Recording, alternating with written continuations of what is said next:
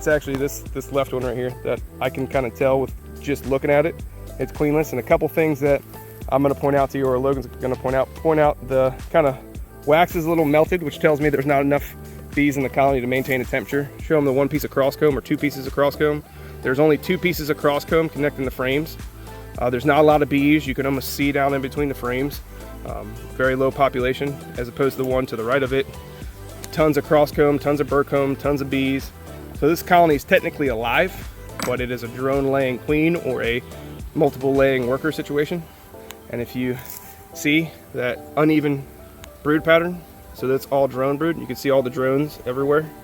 So this colony is alive, but it will eventually die because there's no fertile queen who cannot, you know, the colony, the workers cannot lay fertile eggs, which will hatch into more female workers. So if there's no female workforce to forage and all that stuff, it's just gonna eventually collapse. So I could see right away just opening it, it was a laying worker. And one of the interesting things I found is that a lot of times with a laying worker situation, the colony knows it's queenless and they will almost turn all the stored pollen into bee bread. So you see how it's all damp looking? And that's another indicator to me, without having to dig so far into it, that it's a laying worker. But this scattered brood pattern with all the drone larvae right there immediately gives it away to me. Flip it back over.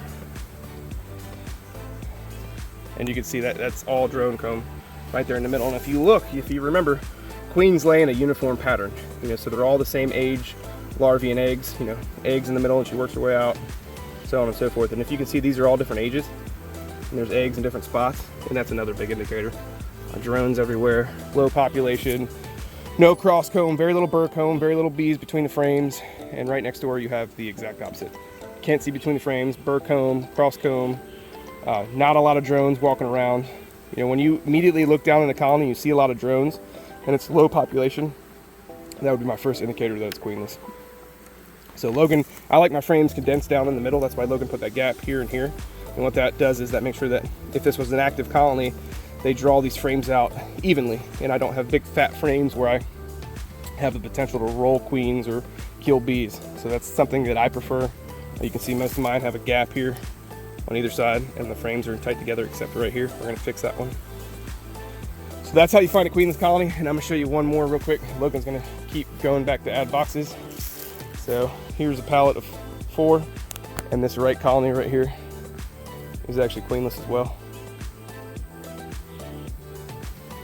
You can see the kind of you can visually see the difference from left to right.